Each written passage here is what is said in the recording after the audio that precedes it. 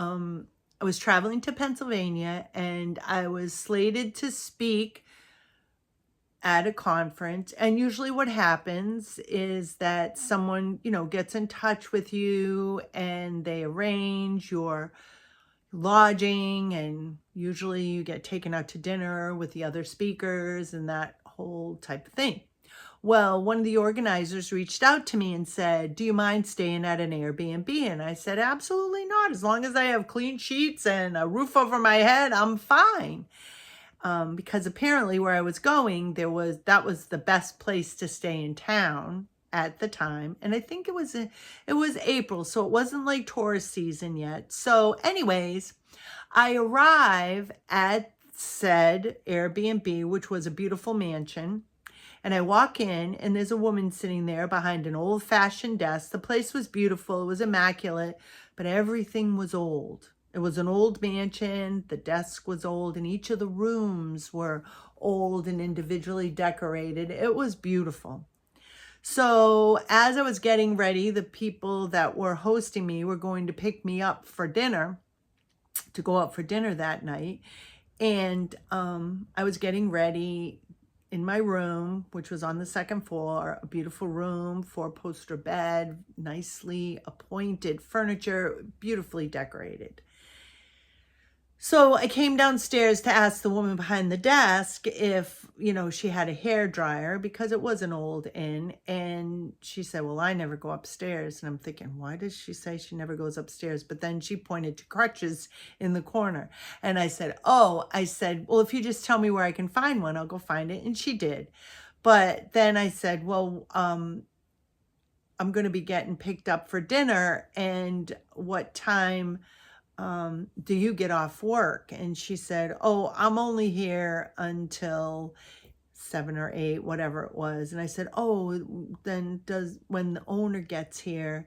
She said, "Well, the owner is working at night, so he won't be here tonight."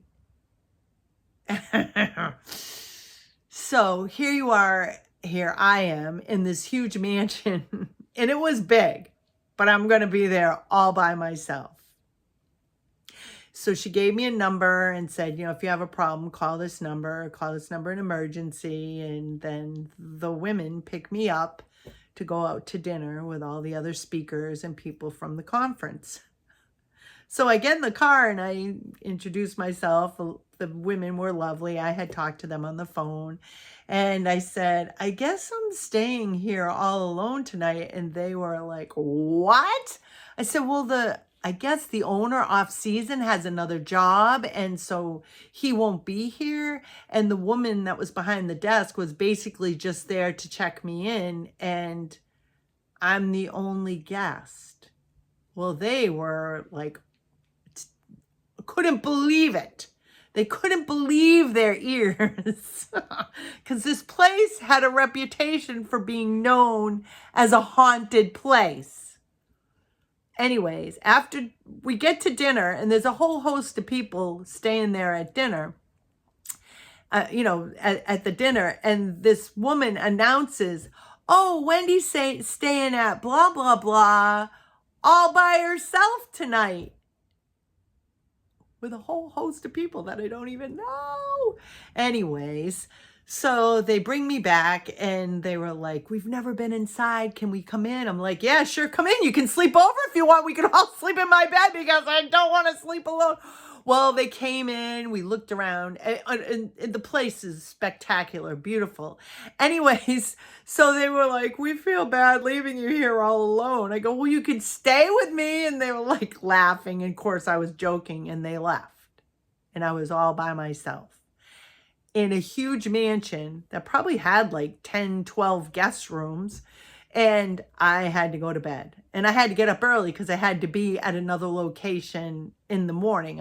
I had to go to see a experimental forest or something. Anyways, so needless to say, I kept the TV on all night and I could not sleep, because on top of it, they ask you in the note that you get with your room to please leave the door unlocked and the entrance, because sometimes they check people in the middle of the night.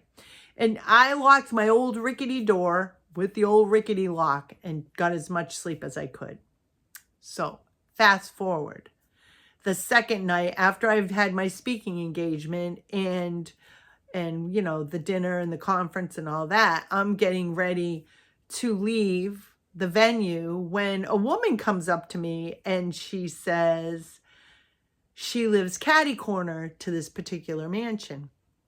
And I said, oh, hey, can I have your number? Because I think I'm the only one staying there again tonight. She said, I never stay home alone in my own house because of that mansion, because of the things I've seen. I'm like, oh, this is great. Give me your phone number. So she gives me her phone number, and her daughter had to like stop her from telling me stories about seeing Civil War soldiers. And so I'm like, I get in my car and I'm driving back to the Airbnb, and I'm on the phone with my husband. I'm like, I gotta go in there, and I'm thinking, should I? You know, there was another hotel, but it had like a name, like, you know, the Wolf's Den or some strange place that I don't even think it was open. Anyways, so I'm traveling back. I get to the inn, and the Airbnb, and I'm like, I have to go in there all by myself.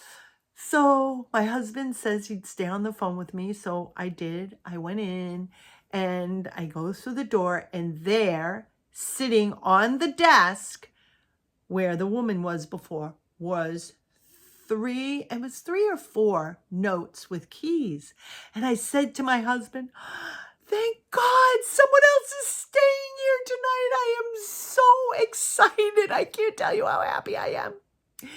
And I just assumed that maybe people were coming from the conference that only came to the conference and wanted to stay over that night. So I saw all the room keys. I think it was 4 room keys, and I was tickled. So I go upstairs and I'm still talking to my husband. I get into bed. I got the TV on. I'm still talking to him. And it's getting later and later because it already had gotten late. It was probably like around 10 o'clock. And he's staying on the phone with me to wait for the people to arrive. So I hear people walking, and I hear noise, and I hear voices, and I'm like, oh, thank God. I can turn the TV off and go to bed. There's people here. And my husband's like, are you sure you all set? I go, yeah, I'm fine. I can hear the people arriving. So I'll be fine. I'll be fine. I'll even turn the TV off because I had to speak again the next day at a different place with the same conference and then head out. I was checking out. So I'm like, don't worry, I'm okay. So I hang up from him. I turn my TV off. I can hear people walking. So I'm like, this is great. So I go to sleep. The next morning, I get up and I come downstairs. You know, I get ready. I shower. I do everything to pack up. I come down, and there are the 4 keys and the 4 notes. There was nobody there. I was there alone all night, by myself. Who knows what I heard that gave me the confidence to go to sleep, because I thought it was people, but there was